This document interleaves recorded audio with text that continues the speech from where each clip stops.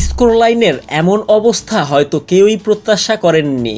২০১২ সালের পর এবারই প্রথম আর্জেন্টিনার কাছে ৪ গোল হজম করেছে ব্রাজিল। আর্জেন্টিনার ঘরের মাঠ এস্তাদিও মনুমেন্তালে ব্রাজিল রীতিমতো বিধ্বস্তই হয়েছে।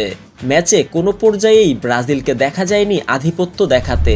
বিশ্বকাপ নিশ্চিতের দিনটা বড় জয় দিয়েই রাঙিয়ে রেখেছে লিওনেল স্কলোনির শিষ্যরা।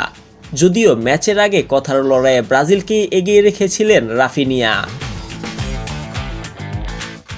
ব্রাজিলেরই আরেক কিংবদন্তি রোমারিওর পডকাস্টে এসে অনেকটা হুমকি দিয়েই বলেছিলেন আর্জেন্টিনাকে হারানোর কথা। একই সঙ্গে এও বলেছিলেন আর্জেন্টিনার বিপক্ষে গোল করবেন রাফিনিয়া। তবে ব্রাজিলিয়ান এই তারকা গোল পাননি, ব্রাজিলও জেতেননি। আর্জেন্টিনাই ম্যাচ জয় করেছে ৪-১ গোলে। ম্যাচ শেষে রাফিনিয়াকে বলতে গেলে কড়া সুরেই জবাব দিয়েছেন আর্জেন্টিনার মিডফিল্ডার লিসান্দ্রো পারাদেস।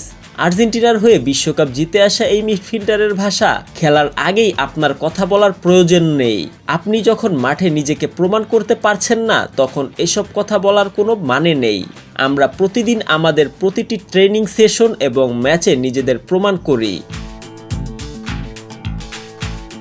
এই মিডফিল্ডার পরে আরও যোগ করেন, মাঠের ভেতর এবং বাহিরে অনেক ধরনের কথাই হয়, তবে আমরা পারফরমেন্সে প্রমাণ দেই। আমরা ট্রেনিং সেশনে নিজেদের সর্বোচ্চটা দিয়ে প্রস্তুতি নেই। আমরা এমন পারফরমেন্স আরও দিতে চাই। ম্যাচের প্রথম গোল এসেছিল হুলিয়ান আলভারেজের পা থেকে। রাফিনিয়ার মন্তব্য নিয়ে সাংবাদিকদের এই স্ট্রাইকার বলেন, এভাবে কথা বললে এমন একটি ম্যাচের উত্তেজনা বাড়ে।